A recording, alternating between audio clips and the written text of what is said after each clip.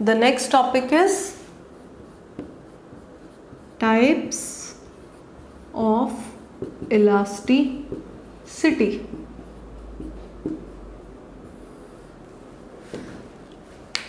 Types of elasticity हमें बताएगा कि डिपेंडिंग ऑन हमारा किस तरीके का स्ट्रेन प्रोड्यूस हो रहा है तो मेरा जो कोफिशिएंट ऑफ इलास्टिसिटी है उसका क्या नाम आ जाएगा.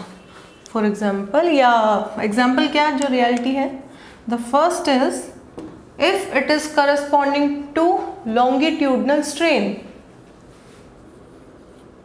अगर मेरी बॉडी के अंदर लॉन्गिट्यूडनल स्ट्रेन प्रोड्यूस होता है तो मेरी इलास्टिसिटी को क्या बोलेंगे, यंग्स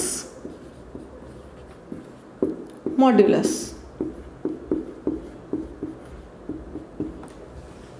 राइट. नेक्स्ट इज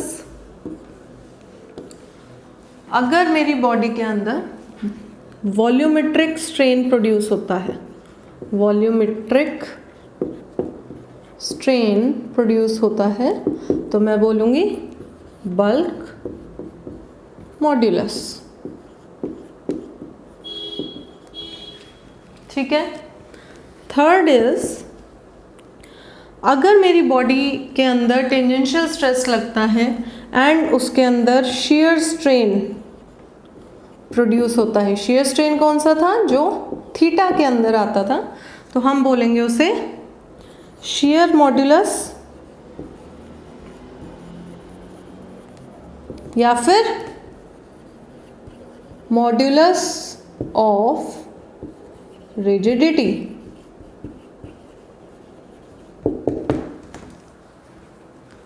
तो ये तीन जो कैटेगरीज हैं या तीन जो टाइप्स हैं ये मेरे टोटल टाइप्स ऑफ इलास्टिसिटी हैं. विल स्टडी सिर्फ जिसके अंदर एक लॉन्गिट्यूडनल स्ट्रेन होगा, एक वॉल्यूमेट्रिक स्ट्रेन होगा, एक शियर स्ट्रेन होगा. क्लियर है. अभी के लिए will start with the longitudinal strain. तो यंग्स मॉड्यूलस निकालने के लिए will start with Young's modulus. तो यंग्स मॉड्यूलस निकालने के लिए हमारे बॉडी के अंदर सबसे पहले तो स्ट्रेस लगेगा. स्ट्रेस कौन सा लगेगा, नॉर्मल स्ट्रेस लगेगा.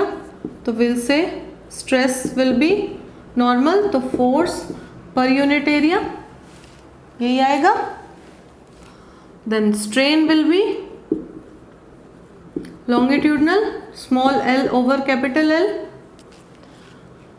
स्ट्रेस ओवर स्ट्रेन मुझे क्या देगा, कोफिशिएंट ऑफ इलास्टिसिटी, उसी को हम यंग्स मॉड्यूलस बोलते हैं. तो y विल बी, इधर अगर हम लिखें तो this will be y, this will be k and sorry not this one, volumetric will be k and this will be eta. तो हमारा y क्या आएगा, it will be stress over strain force per unit area into L over capital L, यही आएगा. So this is the formula for Young's modulus. Right. Now if you ask the what will be the definition of Young's modulus, so the definition would be the value of Young's modulus will be equivalent to the force applied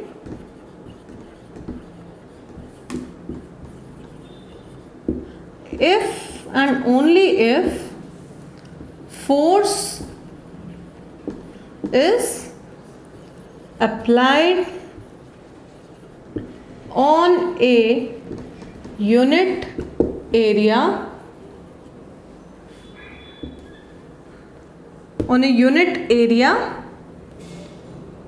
creating a unit change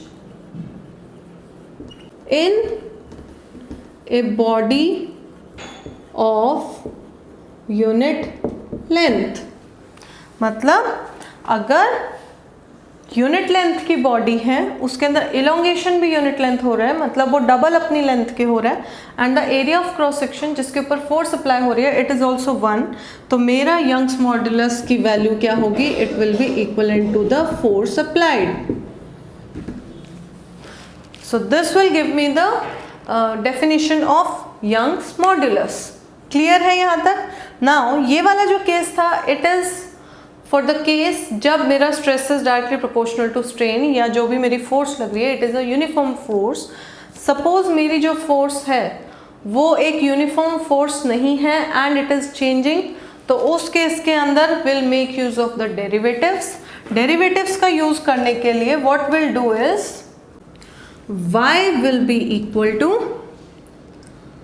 df into capital L over dA into small l. अब देखो capital L इसके अंदर constant है और नीचे area constant है, तो constants बाहर आ जाएंगे.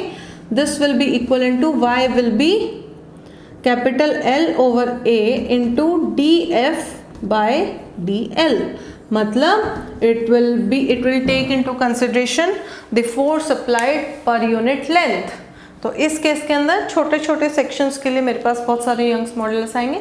I can average it out या फिर हम उसे एज इट इज भी दे सकते हैं. So this was my Young's modulus. Clear है? यही मेरा आगे जाके हमें निकालना होगा. जब मैं when I am covering this topic, I hope कि जब आप बुक लेंगे, जो भी आप बुक फॉलो कर रहे हैं, तो साथ साथ इनके कुछ सॉल्व एग्जाम्पल्स अपने हाथ से प्लीज़ निकाल के देखिए, इट विल बी बेटर. तो this is Young's modulus. Similarly, the next one is bulk modulus. तो उसके अंदर we don't have to do a totally separately a new thing. The whole thing which changes will be Young's modulus की जगह पे नाम आएगा bulk modulus. Bulk modulus के बाद इसको रब नहीं करते हैं ताकि कंपैरिजन रहे. स्ट्रेस रहेगा मेरा फोर्स पर यूनिट एरिया ही एज इट इज. स्ट्रेन मेरा इस केस में आ जाएगा delta V over capital V. Delta को हटा देते हैं, स्मॉल v ओवर v हो जाएगा. y की जगह पे क्या आ जाएगा, k. यहां पे देखो f over a as it is रहेगा. Small l over capital L की जगह पे क्या आ जाएगा, small v over capital V. यही आएगा. तो इसी के अकॉर्डिंग डेफिनेशन में चेंज क्या होगा, the value of Young's modulus की जगह पे the value of bulk modulus will be equivalent to the force applied if the force is applied on a unit area, creating a unit change in volume of a body of unit volume. मतलब उसकी volume double हो जाएगी. तो उस case के अंदर मेरा जो बल्क मॉड्यूलस है that will be equivalent to force applied. That gives me the definition of bulk modulus.